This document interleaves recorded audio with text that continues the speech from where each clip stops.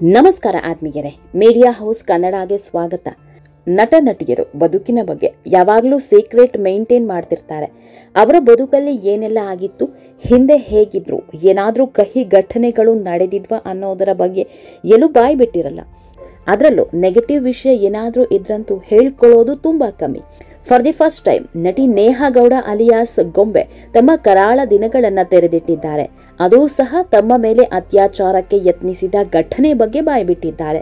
ಅದೊಂದು ದಿನ ಬೆಂಗಳೂರಿನ ಚಾಮರಾಜಪೇಟೆಯ ಬಿಲ್ಡಿಂಗ್ ಒಂದರಲ್ಲಿ ಕಾಮುಕನೊಬ್ಬ ಅತ್ಯಾಚಾರಕ್ಕೆ ಯತ್ನಿಸಿದ್ದ. ಅವತ್ತು ಏನಾಯಿತು, ಹೇಗೆ ಬದುಕಿ ಬಂದೆ ಅನ್ನೋದೇ ರೋಚಕ. ನಟಿ ನೇಹಾ ಗೌಡ ಕಣ್ಣೀರ ಕಥೆಯನ್ನ ಇವತ್ತಿನ ವಿಡಿಯೋದಲ್ಲಿ ಹೇಳ್ತಾ ಹೋಗ್ತೀವಿ. ನಮ್ಮ ಚಾನಲ್ನ ನೀವಿನ್ನೂ ಸಬ್ಸ್ಕ್ರೈಬ್ ಮಾಡಿಲ್ಲ ಅಂದರೆ ಮಿಸ್ ಮಾಡಬೇಡಿ, ಈಗಲೇ ಸಬ್ಸ್ಕ್ರೈಬ್ ಮಾಡಿ. ಈ ವಿಡಿಯೋವನ್ನು ಕೊನೆಯವರೆಗೂ ನೋಡಿ, ನಿಮ್ಮ ಅನಿಸಿಕೆಗಳನ್ನು ಕಮೆಂಟ್ ಮಾಡಿ. ಆತ್ಮೀಯರೇ, ಗೊಂಬೆ ಖ್ಯಾತಿಯ ನಟಿ ನೇಹಾ ಗೌಡ ಲಕ್ಷ್ಮೀ ಬಾರಮ್ಮ ಸೀರಿಯಲ್ ಮೂಲಕ ಮನೆ ಮಾತಾದವರು.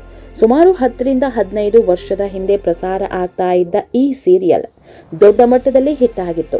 ಯಾವ ಸಿನಿಮಾ ನಟ ನಟಿಯರಿಗೂ ಸಿಗದಂತ ಮನ್ನಣೆ ಈ ಸೀರಿಯಲ್ನಲ್ಲಿದ್ದವರಿಗೆ ಸಿಕ್ಕಿತ್ತು. ಇದೇ ಸೀರಿಯಲ್ ಮೂಲಕ ಮನೆ ಮಾತಾದವರು ನಟಿ ನೇಹಾ ಗೌಡ. ಈ ಸೀರಿಯಲ್ನಲ್ಲಿ ಅದೆಷ್ಟು ಪಾತ್ರ ಬದಲಾದವು, ಆದರೆ ನೇಹಾ ಮಾತ್ರ ಬದಲಾಗಲಿಲ್ಲ. ಸುಮಾರು 3-4 ವರ್ಷಗಳ ಕಾಲ ಲಕ್ಷ್ಮೀ ಬಾರಮ್ಮ ಸೀರಿಯಲ್ ಪ್ರಸಾರ ಆಗಿತ್ತು.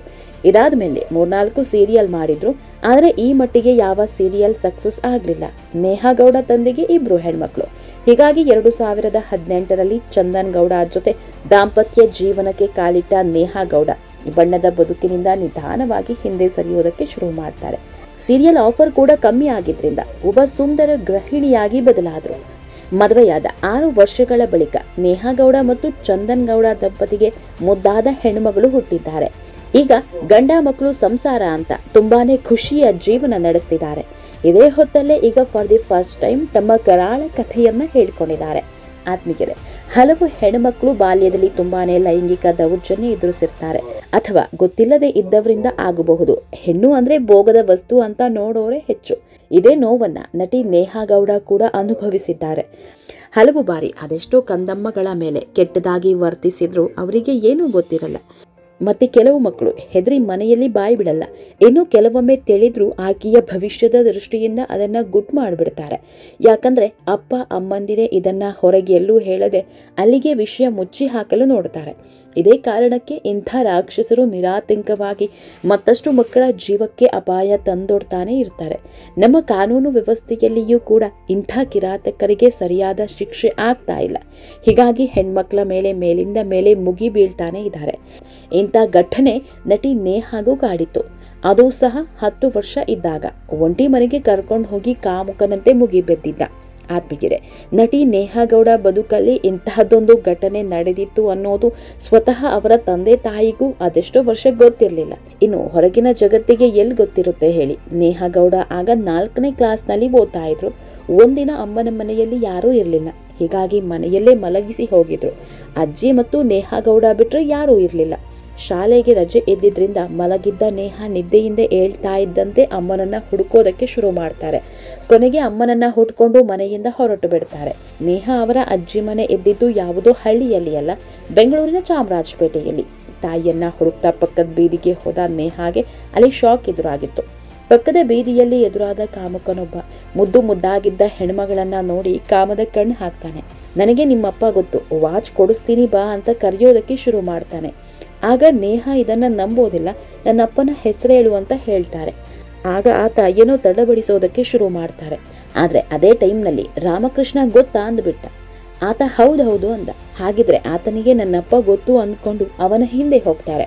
ಆತ್ಮೀಯರೇ, ನೇಹಾ ಹಿಂದಿಂದೆ ಬರ್ತಾ ಇದ್ದಂತೆ ಅಲ್ಲೆಲ್ಲೋ ಒಂದು ಜಾಗಕ್ಕೆ ಕರ್ಕೊಂಡು ಹೋದ ಕಾಮುಕ ಬಿಲ್ಡಿಂಗ್ ಮೇಲಿದ್ದ ವಾಚ್ ಅಂಗಡಿಗೆ ಕರ್ಕೊಂಡು ಹೋಗಿ ಇದಕ್ಕಿದ್ದಂತೆ ಬಾಗಿಲು ಹಾಕ್ತಾನೆ. ಅಲ್ಲಿ ಯಾರೂ ಇರಲಿಲ್ಲ, ಅಕ್ಕಪಕ್ಕ ಯಾರೂ ಕಾಣ್ತಾ ಇರಲಿಲ್ಲ. ವಾಚ್ ಕೊಡಿಸ್ತೀನಿ ಬಾ ಅಂತ ಕರೆದವ ಕೆಟ್ಟದಾಗಿ ವರ್ತಿಸೋದಕ್ಕೆ ಶುರು ಮಾಡ್ತಾನೆ. ಕೊನೆಗೆ ಎಲ್ಲೆಂದರಲ್ಲಿ ಮೈಕೈ ಮುಟ್ಟುವುದಕ್ಕೆ ಶುರು ಮಾಡ್ತಾನೆ. ಆ ಟೈಮ್ನಲ್ಲಿ ಏನಾಗ್ತಾ ಇದೆ ಅನ್ನೋದೇ ತಿಳಿಯದಂತಾಗುತ್ತೆ. ಜೋರಾಗಿ ಅಳೋದಕ್ಕೆ ಶುರು ಮಾಡ್ತಾರೆ. ಗಟ್ಟಿಯಾಗಿ ಕಿರುಚಾಡ್ತಾ ಇದ್ದ ನೇಹಾ ಗೌಡಗೆ ಚಾಕು ತೋರಿಸಿ ಅಳಬೇಡ ಅಂತ ಬೆದರಿಕೆ ಹಾಕಿದ್ದ. ಆಮೇಲೆ ಆತನಿಂದ ಅದು ಹೇಗೋ ತಪ್ಪಿಸಿಕೊಂಡು ಎಲ್ಲೆಲ್ಲಿಗೋ ಓಡೋಡ್ ಬರ್ತಾರೆ. ಅಳುತ್ತಾ ನಿಂತಿದ್ದವಳನ್ನ ನೋಡಿದ ಒಂದಿಷ್ಟು ಮಂದಿ ಏನಾಯ್ತಮ್ಮ ಅಂತ ಕೇಳಿದ್ರು, ಹೇಳಿದ ಪರಿಸ್ಥಿತಿಯಲ್ಲಿದ್ರು. ನೇಹಾ ಅಳ್ತಾ ಇದ್ದಿದ್ದನ್ನ ನೋಡಿ ನಿಮ್ಮಪ್ಪನ ಹೆಸರೇನು ಅಂತ ಎಲ್ಲರೂ ಕೇಳಿದ್ರು, ಯಾರಿಗೂ ಹೇಳದ ಪರಿಸ್ಥಿತಿ. ಮೊದಲೇ ಶಾಕ್ನಲ್ಲಿದ್ದ ನೇಹಾಗೆ ಯಾರ ಹೆಸರು ನೆನಪಿಗೆ ಬರ್ತಾ ಇರಲಿಲ್ಲ. ಅಂತೂ ಕೊನೆಗೆ ನೇಹಾ ಸಂಬಂಧಿಕರೊಬ್ಬರು ನೋಡಿ ಮನೆಗೆ ಕರ್ಕೊಂಡು ಹೋಗ್ತಾರೆ. ಆತ್ಮಿಗೆರೆ ಮನೆಗೆ ಹೋಗ್ತಾ ಇದ್ದಂತೆ ಏನಾಯಿತು ಅಂತ ಎಲ್ಲರೂ ಕೇಳೋದಕ್ಕೆ ಶುರು ಮಾಡ್ತಾರೆ. ಯಾರೋ ಒಬ್ಬ ಹೊಡೆದ ಅಂದಿದ್ದು ಬಿಟ್ರೆ ಬೇರೇನನ್ನೂ ಹೇಳಲಿಲ್ಲ. ಯಾಕಂದ್ರೆ ಆ ವಯಸ್ಸಲ್ಲಿ ಅದೇನನ್ನೋದೇ ಗೊತ್ತಿರಲ್ಲ. ಕೆಲವು ವರ್ಷದ ಬಳಿಕ ಟೀಚರ್ ಒಬ್ರು ಗುಡ್ ಟಚ್ ಬ್ಯಾಡ್ ಟಚ್ ಬಗ್ಗೆ ಪಾಠ ಮಾಡ್ತಾ ಇದ್ರು. ಆಗ ನನಗೂ ಇದೇ ರೀತಿ ಆಗಿತ್ತಲ್ಲ ಅನ್ನೋದು ಅರಿವಾಗೋದಕ್ಕೆ ಶುರುವಾಯಿತು. ಟೀಚರ್ ಹೇಳ್ತಾ ಇದ್ದಂತೆ ಅಲ್ಲಿಯೇ ಜೋರಾಗಿ ಅಳೋದಕ್ಕೆ ಶುರು ಮಾಡ್ತಾರೆ. ಆಗ ಆ ಟೀಚರ್ಗೆ ಅನುಮಾನ ಬಂದು ಸಮಾಧಾನ ಪಡಿಸ್ತಾರೆ. ನಿನ್ನ ಜೀವನದಲ್ಲಿ ಏನೂ ನಡೆದಿಲ್ಲ, ನಿನ್ನ ತಲೆಯಲ್ಲಿರೋ ಭಯವನ್ನೆಲ್ಲ ತೆಗೆದುಹಾಕು ಅಂತ ಧೈರ್ಯ ತುಂಬ್ತಾರೆ. ಆಮೇಲೆ ಅಪ್ಪ ಅಮ್ಮನಿಗೂ ವಿಷಯ ಗೊತ್ತಾಗುತ್ತೆ. ಹೀಗೆ ಚಿಕ್ಕವರಿದ್ದಾಗ ಎಷ್ಟು ಜೋಪಾನ ಆಗಿದ್ರೂ ಸಾಲಲ್ಲ, ಮಕ್ಕಳು ಅನ್ನೋದನ್ನು ನೋಡದೆ ಮೈ ಮೇಲೆ ಬೀಳೋ ಕಾಮುಕರಿದ್ದಾರೆ. ಅವತ್ತು ನೇಹಾ ಅದೃಷ್ಟ ಚೆನ್ನಾಗಿತ್ತು, ಹೇಗೋ ಬಚಾವಾಗಿ ಬಂದಿದ್ರು. ಆತ್ಮೀಯರೇ, ಹೆಣ್ಮಕ್ಳ ಮೇಲೆ ಮುಗಿ ಬೀಳೋ ಕಾಮುಕರಿಗೆ ಕಠಿಣ ಕಾನೂನು ತರಬೇಕು ಅನ್ನೋದ್ರ ಬಗ್ಗೆ ನಿಮ್ಮ ಅಭಿಪ್ರಾಯ ಏನು ಅನ್ನೋದನ್ನು ಕಮೆಂಟ್ ಮೂಲಕ ತಿಳಿಸಿ. ನಮ್ಮ ಚಾನಲ್ನ ಸಬ್ಸ್ಕ್ರೈಬ್ ಮಾಡೋದನ್ನು ಮರಿಬೇಡಿ.